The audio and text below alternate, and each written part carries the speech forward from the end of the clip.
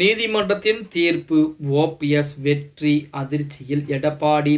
நண்பர்கள், நம்ம போடக்கூடிய வீடியோக்கள் உங்களுக்கு பிடிச்சிருந்துச்சு அப்படின்னா ஒரு லைக் பண்ணி, நம்ம சேனலுக்கு வரக்கூடிய புதிய பார்வையாளராக இருந்தீங்க அப்படின்னா மறக்காம சப்ஸ்கிரைப் பண்ணிட்டு அப்புறம் வீடியோ பாருங்க. அதிமுக, அதாவது அனைத்திந்திய அண்ணா திராவிட முன்னேற்ற கழகம், இந்த அதிமுகவை பொறுத்த வரைக்கும் அதிமுகவுக்கு துரோகம் செய்ய நினைத்தால் அவர்கள் கண்டிப்பாக அழிந்து போவார்கள் அப்படிங்கிறது எந்த மாற்று கருத்தும் கிடையாது. நிறைய நபர்கள் துரோகம் செய்ய நினைச்சாங்க, நிறைய நபர்கள் ஆள் அடையாளமே தெரியாம போயிட்டாங்க. இருந்த போதிலுமே எந்த ஒரு துரோகமும் செய்யாமல், எந்த ஒரு இதுமே தப்பான முடிவுகளும் செய்யாமல் இருந்த ஒரு நபர் தற்போது அதிமுகவிலிருந்து வெளியேற்றப்பட்டிருக்கிறார். அதுவும் சூழ்ச்சி வலையின் காரணமாக வெளியேற்றப்பட்டு விட்டார்.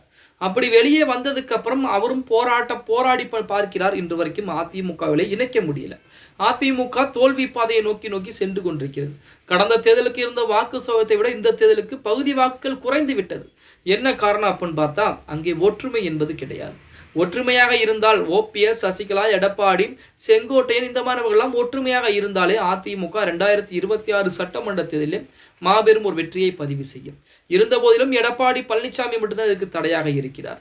இப்படிப்பட்ட ஒரு சூழ்நிலை நேற்றைய தினம் ஒரு வழக்கானது தீர்ப்பானது வருகிறது. அதாவது வெள்ளிக்கிழமை பார்த்தீங்கன்னா அதிமுகவின் சார்பாக சிவி சண்முகம் அப்படின்னா எடப்பாடி பழனிசாமியுடைய முக்கியமான ஒரு நபர் அப்படின்னே சொல்லலாம். அப்படிப்பட்ட நபரின் மூலம் ஒரு வழக்கு என்பது தொடுக்கப்படுகிறது. அந்த வழக்கு என்ன அப்படின்னா, அதிமுக அலுவலகத்தை உடைத்ததை சிபிஐ விசாரணைக்கு மாற்ற வேண்டும் அப்படின்னு சொல்லி வழக்கு தொடுக்கிறார். அந்த வழக்கை விசாரித்து பார்த்த நீதிபதிகள், உங்களுக்கு வேற வேலை கிடையாதா, உங்க வழக்கை மட்டும்தான் விசாரிக்கணுமா, வேற வழக்குகளே தமிழகத்துல இல்லையா அப்படின்னு சொல்லி அந்த வழக்கை ரத்து செய்து உத்தரவிட்டிருப்பதாக செய்திகள் என்பது வெளியாகி இருக்கிறது. அது மட்டுமல்லாமல் ஓபிஎஸ்க்கு இது மிகப்பெரிய வெற்றியாகத்தான் பார்க்கப்படுகிறது. ஏன்னா ஓபிஎஸ்ஐ முறைகேடாக நீக்கினார் எடப்பாடி பழனிசாமியும் அதிமுக பொதுக்குழு உறுப்பினர்களும்.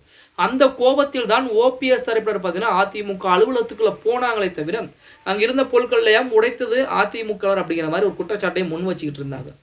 இந்த சமயத்துல இது சிபிஐ விசாரணைக்கு மாற்ற வேண்டும் அப்படின்னு சொல்லி சிவி சண்முகம் தொடர்ந்த வழக்கு தற்போது தள்ளுபடி என்பது செய்யப்பட்டிருக்கிறது.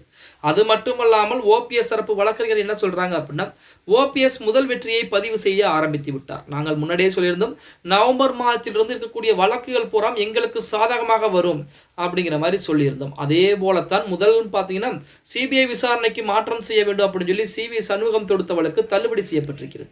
அவர் எந்த நீதிமன்றத்துக்கு போனாலும் அதே நிலைமை தான் வரப்போகிறது. அதே போல அதிமுக பொதுக்குழு வழக்கு இன்றளவும் இருக்கிறது, பொதுச்செயலாளர் வழக்கும் இருக்கிறது. ஓபிஎஸ் தான் ஒருங்கிணைப்பாளர் 2026 வரைக்கும் அப்படிங்கிற வழக்கும் நிலுவையிலே இருக்கிறது. இந்த வழக்குகளில் பூராம் அடுத்தடுத்தபடியாக ஓபிஎஸ் அவர்களுக்கு வெற்றி என்பது கிடைக்கப் போகிறது. அந்த வெற்றியின் மூலம் அதிமுக மீண்டும் மிகப்பெரிய விசுரோம் எடுத்து வெற்றி வாய்ப்பை பெறப்போகிறது அப்படிங்கிற மாதிரி தகவலை பார்த்தீங்கன்னா நமது ஓபிஎஸ் அணியுடைய நமது வழக்கறிஞர்கள் பார்த்தீங்கன்னா அதிரடியாக சொல்லியிருக்கிறார். ஓகே காய்ஸ், வீடியோ பிடிச்சிருந்தா மறக்காம ஒரு லைக் பண்ணி விட்டுருங்க. அப்படி இந்த வீடியோ ஃப்ரெண்ட்ஸ் அண்ட் ஃபேமிலிக்கும் ஒரு ஷேர் பண்ண மறந்துடாதீங்க.